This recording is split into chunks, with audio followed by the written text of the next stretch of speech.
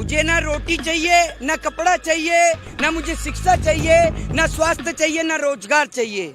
मुझे सिर्फ मोदी चाहिए। ये इस तरीके के बहुत लोग हैं अभी देश में। आप देखते रहिए, आपको ये लोग मिलेंगे नहीं। ये लोग पता है कौन है? इनके हाथ में तो एक बड़े वाला चरखा ले लो ना 12 रील का, और ये फेंकते रहे, जनता लपेटती रहेगी, लपेटते रहो। इनका वो हाल है। इतनी लंबी लंबी फेंकते हैं कि इनको खुद समझ में नहीं आता कि कहाँ तक की फेंक दी। नोटबंदी के समय ये मैं नहीं, प्रधानमंत्री नरेंद्र दामोदर दास मोदी जी कहते हैं पेट्रोल और डीजल के दाम इतना बढ़ा देंगे कि भैया हर आदमी पैदल चलने लग जाएगा। जब आदमी पैदल चलेगा तो स्वस्थ रहेगा, फिट रहेगा, और गाड़ी हाथ में लेके एक बंदा बैठेगा तो एक धक्का लगाएगा। फिट इंडिया बनाने का काम चल रहा है नरेंद्र मोदी जी का, आप पीछे ही पड़ गए हैं। अब फिट इंडिया भी ना बनाए क्या? उस बाबा रामदेव से वो 1.25 आंख की आज तक 2 नहीं बना पाया, उससे आपने कभी सवाल करा है कि आप यूं करके चौपाल लगाकर यूं बैठ जाते हैं रजत शर्मा के शो में और वहां जाके पूछते हैं बच्चों से, बच्चों आपको 35 रुपए पेट्रोल चाहिए या आपको 90 रुपए पेट्रोल चाहिए? आप किसे वोट देंगे? जो आपको 35 रुपए पेट्रोल देगा उसे देंगे या जो 90 देगा उसे देंगे? आज उस काने से पूछो कि जब तू सभी कुछ बना ही रहा है पतंजलि में, तो पेट्रोल भी बनाना शुरू कर दे। अभी तो 100 ही हुआ है। कैसी बात कर रहे हैं आप? लोग करोड़ों रुपया महीने का कमा रहे हैं, तो 100 रुपए का तेल नहीं भरवा सकते क्या गाड़ी में? कैसी बात कर रहे हैं? ये दो, इनके दो, मोदी जी और इनके दो, समझ रहे हैं? और डीजल 90 और पेट्रोल 100, ये इनकी टैगलाइन है। और अभी तो शुरुआत है, अभी तो सिलेंडर भी कोई ज्यादा महंगा थोड़ी हुआ है। अरे ज्यादा कोई 800 रुपए क्या है? 770 800 रुपए क्या है? नरेंद्र मोदी जी के राज में लोग लाखों करोड़ों रुपए कमा रहे हैं। एक ऐसी वित्त मंत्री पकड़ कर लाए हैं, वो लहसुन प्याज ही नहीं खाती, और आप पेट्रोल और डीजल पे ही अटके पड़े हैं। उधर देखो चाइना हमला कर रहा है, उधर देखो पाकिस्तान हमला कर रहा है, और आप पेट्रोल और डीजल को पूछ रहे हैं। कैसी बात कर रहे हैं आप यार? हमले की बात कर रहे हैं, जी न्यूज़ कह रहा है दाढ़ी से डर गए मोदी जी की। अरे मोदी जी के दाढ़ी से तो सेंटा क्लॉज डर गया, उसका बिजनेस खा गए वो। तो फिर भी चीन और पाकिस्तान है। अगर दाढ़ी से चीन और पाकिस्तान डरे तो 133 करोड़ जनता की सबकी दाढ़ी बढ़वा दो, सबसे ही डर जाएगा। फिर तो हम 2-4 देश पे कब्जा भी कर लेंगे। बाबा रामदेव, आप समझ नहीं रहे, दाढ़ी में भी कई क्वालिटियां हैं, समझ रहे हैं? जैसे गौमूत्र में है, व्हाट्सएप यूनिवर्सिटी वाले कहते हैं गौ का पहला मूत्र क्या होता है भाई? ये पहला मूत्र क्या होता है? गाय ने डायरी रख रखी है कि ये पहला है दिन का, ये दूसरा है, ये चौथा है, ये 5वां है और ये आखिरी है। क्या है पहला? तो ऐसी दाढ़ी में भी क्वालिटियां हैं।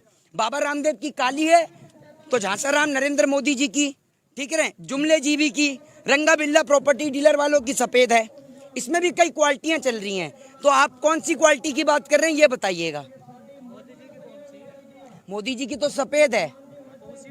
हाँ, तो भैया आप नरेंद्र मोदी जी के ऊपर पीछे ही पड़े हुए हैं। देश हित में इतना बढ़िया काम कर रहे हैं, अपनी घरवालियों को छोड़ दिया उसने। घरवालियों को कह रहा हूँ, घरवालियों में तो बहुत सारी आ जाएंगी, समझ रहे हैं? उनसे एक ही नहीं संभली। कैसे पर्सनल लाइफ है? आप तो एक बात फिर भाई बताओ, आप उस काने से जाकर क्यों नहीं पूछते? उस बाबा रामदेव से वो 1.25 आंख की आज तक 2 नहीं बना पाया, उससे आपने कभी सवाल करा है कि आप यूं करके चौपाल लगाकर यूं बैठ जाते हैं रजत शर्मा के शो में और वहां जाके पूछते हैं बच्चों से, बच्चों आपको 35 रुपए पेट्रोल चाहिए या आपको 90 रुपए पेट्रोल चाहिए? आप किसे वोट देंगे? जो आपको 35 रुपए पेट्रोल देगा उसे देंगे या जो 90 देगा उसे देंगे? आज उस काने से पूछो कि जब तू सभी कुछ बना ही रहा है पतंजलि में, तो पेट्रोल भी बनाना शुरू कर दे। समझ रहे हैं? ऐसा है, आप नरेंद्र मोदी जी की आपकी आदत है खराब, आप उनके हाथ धो के पीछे ही पड़ गए हैं। नरेंद्र मोदी जी देश को फिट इंडिया बना रहे हैं। पेट्रोल और डीजल के दाम इतना बढ़ा देंगे कि भैया हर आदमी पैदल चलने लग जाएगा। जब आदमी पैदल चलेगा तो स्वस्थ रहेगा, फिट रहेगा, और गाड़ी हाथ में लेके एक बंदा बैठेगा तो एक धक्का लगाएगा। फिट इंडिया बनाने का काम चल रहा है नरेंद्र मोदी जी का, आप पीछे ही पड़ गए हैं। अब फिट इंडिया भी ना बनाए क्या?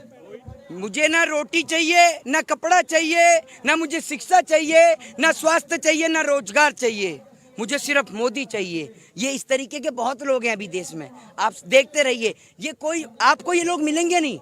ये लोग पता है कौन है? ये लोग वो लोग हैं जो इनका कंप्यूटर ऑपरेट करते हैं, जिनको आप कहते हैं IT सेल। ये वो है, ये कोई आम आदमी नहीं है।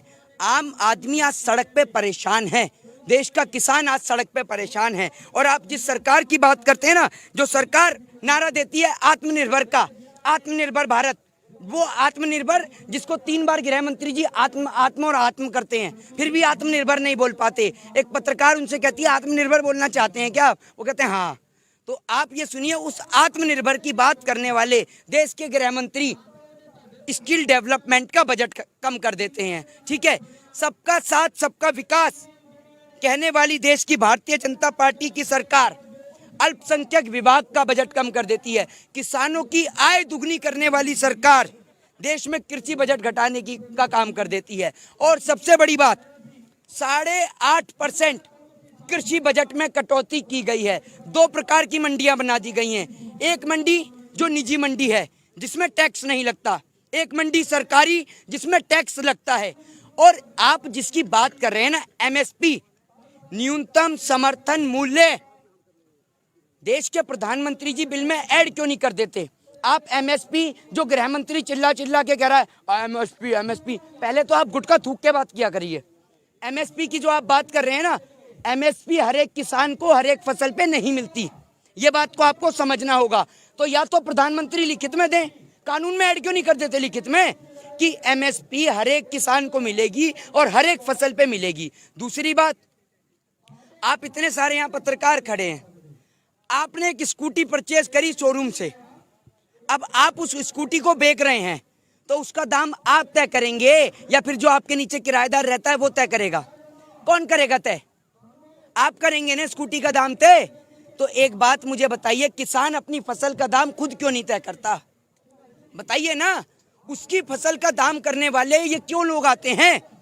और दूसरी बात, अगर आप प्राइवेटाइजेशन कर रहे हैं तो अगर सरकारी से बेहतर मिले, सरकार के दामों से ज्यादा दामों पर अगर प्राइवेट कंपनियां किसानों की फसल को खरीदें, तभी तो किसान जो है अपनी फसल को सरकार के अलावा निजी उद्योगपतियों को देगा। दूसरी बात, दूसरा सबसे बड़ा प्रश्न जो देश की सरकार, जो लोगों से नहीं पता लोगों को, और प्रधानमंत्री भी नहीं जानते होंगे क्योंकि उनकी 8वीं की डिग्री का पता नहीं है, 8वीं की डिग्री नहीं दिखा रहे। ये बहुत बड़े नौटंकीबाज हैं, सारे 1 से बढ़कर 1 कलाकार हैं।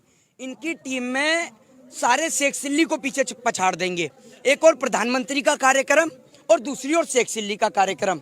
शेख चिल्ली के कार्यक्रम पे इतनी भीड़ नहीं होगी जितनी मोदी जी के कार्यक्रम में होगी, समझ रहे हैं आप? इनकी स्मृति ईरानी को देख लो और एक इनके काने को देख लो, 2.25 आंख वाले को, मिंटिया को, ठीक है। दूसरी ओर आप उन्हें स्मृति ईरानी को देख लो, सारे 1 से बढ़कर 1 कलाकार हैं। एक वित्त मंत्री कह देती है, वो तो शुक्र है आपने इनसे भी प्रश्न नहीं करा, योगी महाराज से मत पूछ लीजिएगा, वरना वो क्या करेगा, वो पेट्रोल का भी नाम बदल सकता है, पेट्रोल और डीजल का नाम बदल देगा देश में। लो जी, हो गया सस्ता, उसको यही काम करना आता है। आपने देश की अर्थव्यवस्था की ऐसी कमर तोड़ी है कि अर्थव्यवस्था आज भी झुक के चल रही है। सभी देशों के अंदर पेट्रोल सस्ते दाम पर बिक रहा है, तो भारत देश में क्यों महंगे दाम पर बिक रहा है? दूसरी बात, प्रधानमंत्री को आदत है झूठ बोलने की। इनके हाथ में तो एक बड़े वाला चरखा ले लो ना 12 रील का, और ये फेंकते रहे, जनता लपेटती रहेगी, लपेटते रहो। इनका वो हाल है, इतनी लंबी लंबी फेंकते हैं कि इनको खुद समझ में नहीं आता कि कहां तक की फेंक दी। नोटबंदी के समय, ये मैं नहीं, प्रधानमंत्री नरेंद्र दामोदर दास मोदी जी कहते हैं कि नोटबंदी के बाद देश के अंदर 3 लाख करोड़ रुपया काले धन के स्वरूप आया। अगर 3 लाख करोड़ रुपया काले धन के स्वरूप आया तो 1 लाख करोड़ रुपया हमने जापान से उधार मेट्रो के लिए क्यों लिया? वो 3 लाख करोड़ रुपया में क्या आपने शादी ब्याह रचा दिए सबके? ये बताइए ना, कहाँ गया वो सारा पैसा? है एफडी करा दी क्या सारे नेताओं की और मंत्रियों की? बताइए ना आप मुझे, कहाँ गया वो 3 लाख करोड़ रुपया? मोदी जी, आप ये देख लीजिए, जो देश में मोदी जी के खिलाफ है, समझ लो आप वो देश में ही नहीं रहेगा। हम नरेंद्र मोदी जी के विरोध में बोलते हैं तो हम खालिस्तानी हैं, पाकिस्तानी हैं, हम आतंकवादी हैं, हम टेररिस्ट हैं, लेकिन कल ही अगर मैं कच्चा डालूं ना खाकी कलर का तो मैं देशभक्त हो गया। अभी समझ लीजिए, अगर आप निक्कर वालों से पूछोगे तो बेफिक्री बताएंगे वो आपको, उनको काहे की फिक्र? अगर उनको इतनी फिक्र होती देश की तो जब सारा देश अंग्रेजों से लड़ाई लड़ रहा था वो अंग्रेजों को सलाम ठोकते क्या? उन्हें फिक्र है देश की, लगता है आपको? उन्हें फिक्र इस बात की है कि वित्त मंत्री लहसुन प्याज नहीं खाती तो उसके खाने में कोई लहसुन प्याज ना दे दे, समझ रहे हैं? कल यही बात रिपब्लिक भारत का एक पत्रकार आता है स्टिंग करने के लिए, और ऐसी मैं बाइट दे रहा था, उसमें बीच में घुसता है और वो यही कहता है कि आप हाइपर क्यों हो रहे हैं। मैडम आप एक मिनट सुनिए, मैं आपको सवाल दे रहा हूँ, मैं आपका सवाल समझिए। मैं हाइपर क्यों ना हूँ? मेरे देश के 200 किसान जो शहीद हुए हैं, देश के एक नेता के अंदर इतना दम है, देश के किसी सेलिब्रिटी के अंदर, सेलिब्रिटी नहीं, ये एस वाले हैं, सेल वाले सेलिब्रिटी हैं, ये समझिए, एक नेता के अंदर, एक सेलिब्रिटी के अंदर दम है कि 200 किसानों के घर और परिवार की जिम्मेदारी ले सके। 200 तो बहुत दूर की बात है, इनकी औकात 2 किसान के घर की जिम्मेदारी लेने की नहीं है। अगर ये किसान की जिम्मेदारी लेते ना, तो देश में आज किसान आत्महत्या नहीं कर रहा होता। अगर 200 से ज्यादा किसानों की शहादत हुई है तो उसके जिम्मेदार सेंटर गवर्नमेंट है, केंद्र की सरकार है, नरेंद्र दामोदर दास मोदी जी उर्फ चाय बेचने वाले और तड़ीपार गृह मंत्री हैं, सीधे तौर पर हैं। वो आके बीच में कहते हैं कि आप बोल तो रहे हैं कृषि कानून को, आपको ये पता है। उन्हों का काम क्या है? यहाँ से ऐसी खबरों को लेना जो वहां जाकर चैनल पे उनको कट पीट करके उनको दिखाया जाए गलत स्वरूप में कि देश के किसान। अब आप एक बात मुझे बताइए, यहाँ के किसानों को आप जैसे पत्रकार, जो नेशनल मीडिया के पत्रकार हैं, उनकी तरह कोई सरकारी मदद तो दे नहीं रहा है, उनको कोई विदेश से फंडिंग तो आ नहीं रही। तो यहाँ लोग दिखा रहे हैं कि गाजीपुर बॉर्डर से किसान कम हो रहा है, सिंधु बॉर्डर से कम हो रहा है, टीकरी बॉर्डर से कम हो रहा है। ये अपने घर का काम नहीं करे, आप लोगों की तरह खाली है। प्रधानमंत्री मोदी तो बेचैन हो रहे हैं कि कब इंटरनेशनल फ्लाइट खुले, और एक बार ट्रंप के घर में ही होया हूँ, कब इंटरनेशनल फ्लाइट खुले और एक बार बिरयानी भी खाया हूँ। उन्हें बिरयानी का बहुत शौक है और झूले का भी, सावन के झूले बहुत झूलते हैं वो। और आप ये देखिए, टोपी पहनाने में माहिर है। ऐसा कोई सगा नहीं जिसे मोदी जी ने ठगा नहीं, बारी बारी सबको ठग रहे हैं, ये समझ रहे हैं। आज मेरा नंबर है तो कल आपका भी आएगा, लेकिन डायरी में नोट सबका नंबर है। अगर आज मेरे साथ गलत हो रहा है, आप आवाज नहीं उठाएंगी, तो कल अगर आपके साथ होगा तो हम भी कोई आवाज नहीं उठाएगा। तो आप समझिए, देश के किसान को समर्थन दीजिए। जय हिंद, जय भारत, वंदे मातरम।